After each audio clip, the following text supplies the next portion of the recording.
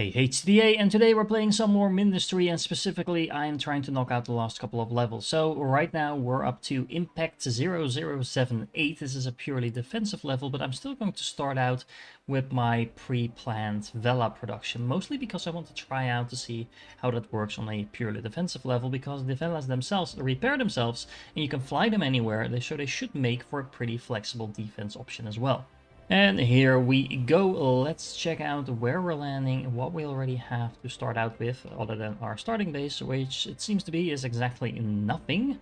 It's a little bit disappointing. The enemy is going to land here. That's an interesting location actually, because, well, it kind of rules out using the upper side of the map, but that doesn't need to be a problem.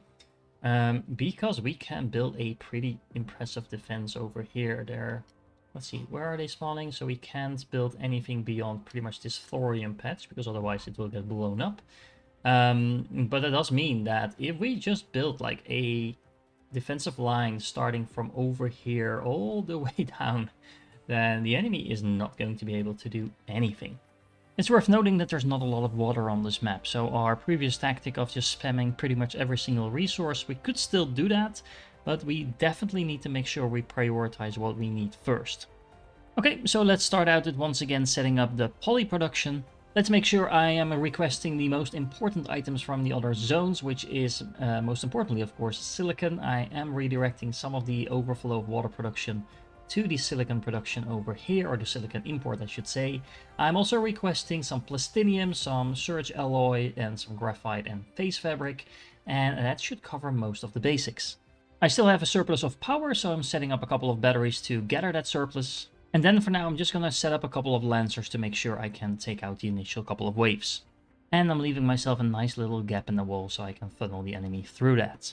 Since I'm already using half the water in the level for the import, I am going to need to make sure that I really utilize the other half of my water as efficiently as possible.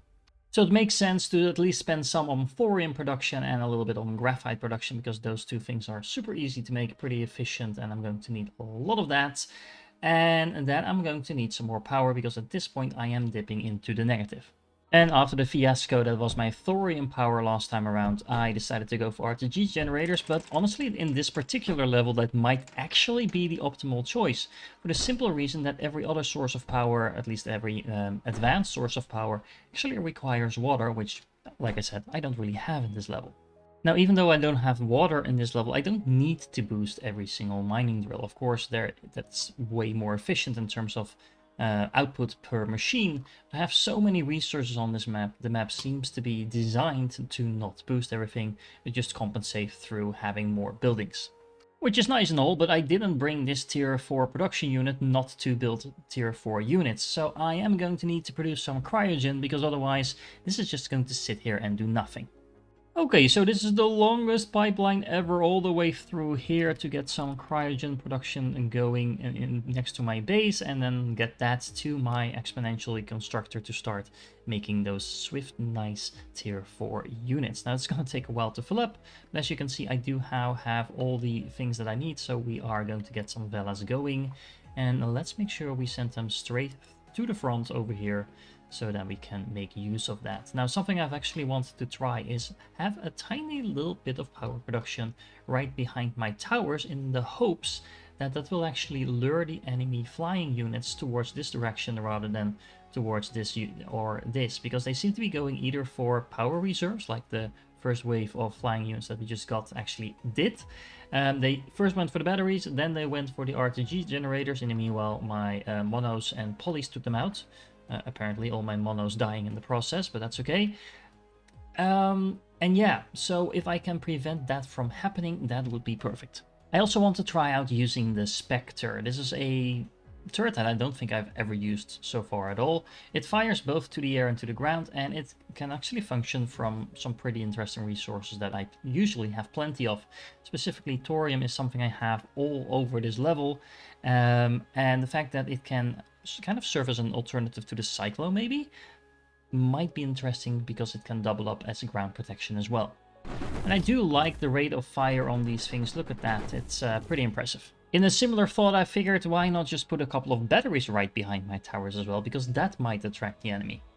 And for those of you screaming at the comments, yes, I know, TDA, it would be a lot easier if you actually started the level not with the blueprint that had the RTG generator in the middle that didn't actually work, because that would mean you would actually be producing the tier 3 units from the get-go. Anyway, I fixed that, it should now be producing, and hopefully in a couple of minutes from now we'll actually have those tier 4 units coming in. Something else I don't have on this map is sand, so I actually need to make that from scrap. So you can see I now have set up a little bit of a silicon factory, so I have, again, my bottleneck hopefully a little bit fixed, and I'm doing that the old-fashioned way by turning scrap into sand. Okay, so I have some pretty decent turrets set up. I have a couple of Velas already on defense duty as well, so now it should be a matter of just continuing to build units, continuing to upgrade my defense. I have pretty much all the base resources in production. I have a little bit of power surplus. I do want to have a little bit more power so I can really skill up my defense. So I am going to see if I can utilize some of the remaining water into a couple of impact reactors. So let's see how we do against a pretty decent aerial attack. Yeah, that is no problem whatsoever. I'm still adding more turrets, of course, but so far, so good. The Velas, along with the Spectres, are doing an excellent job of clearing any ground units. As usual, I'm mostly worried about the air units, so I'm just going to add in more Spectres, and we might actually want to place down a Meltdown or two as well, just in case. I have about a dozen Vela now, so I'm actually going to switch my production to the Archid, so I have a mix of different types of units, and the Archids have the nice quality that they can just stand on top of my turrets, so I can kind of just double up on the like the firepower in a particular area by using those. So for some reason there's a Guardian wave at wave 41 rather than the last wave, but I think these tier 4 units should not be a problem considering how many of these foreshadows I have. And yeah, there you go. Plenty of late level type of turrets, and for some reason now I still have to do 4 more waves. Can't imagine they can be much worse. Well, for some reason there's level 1 units in the next wave, along with some high level flying units, but this is a little bit awkward after we just had a boss wave. Yeah, I'm not really sure what those last 5 waves were about. I might have reloaded the game at some point, or at least went in and out of the game. And maybe that triggered 5 additional waves or something like that. I don't know. But either way, we have yet another sector captured. Now, I'm not really going to build a lot of stuff in this sector, although I am producing a little bit of everything here. So that should be sufficient to well, make this sector as much self-sufficient as it needs to be. I'm even producing a little bit of surge alloy. Honestly, you don't need that much production. Just having a little bit of everything should do the trick. Yeah, there you go. 37 surge alloy per minute is not a lot, but it is more than nothing. So that means that as long as I'm not in this level, my resources will get higher and higher, and that should be enough to ward off any enemies later on. And if it's not, well, I can just start importing once more. Okay, so here's a question. There's only 2 more unlocked sectors on the map that seems to suggest that if I just complete those 2 sectors that I will have completed the campaign. But if I look at my map, I have 1, 2, 3, well, a lot more than 2 more, because I think there's actually a couple of levels after that. There's at least 1 more locked here on the map. If I look at the technology tree, this is one of the ones we have unlocked that we need for this one as well. This one as well, so those are the 3 that we need. But if I look over here, there's a planetary launch terminal level that I need to capture, and that's definitely not yet on my map. I cannot do this level just yet. So that suggests that there's at least 4 more levels. What's this? Force projector. I'm not sure where this came from. Oh, this is actually, I think, from either this level or the previous ones that we completed. Creates a hexagonal force field around itself, protecting buildings and units inside from damage. Overheats if too much damage is sustained. Uses coolant to prevent overheating. Oh, that's actually interesting. Let's see. Oh, and as I unlock it, I also unlock the overdrive projector. Increases the speed of nearby buildings. Optionally uses phase fabric to boost range and efficiency. Does not stack. How does this work? Speed increase, plus 50%, range 10 blocks. So there's a little bit of phase fabric to boost the range and the efficiency. Okay, well that's quite nice. Does this work on things like, I don't know, drills and stuff. We also seem to have a larger version of this, so the overdrive dome that requires face fabric actively, as well as silicon. Yeah, that's not necessarily what we want to put in more buildings. But anyway, it takes a huge amount of resources, but it boosts things even further.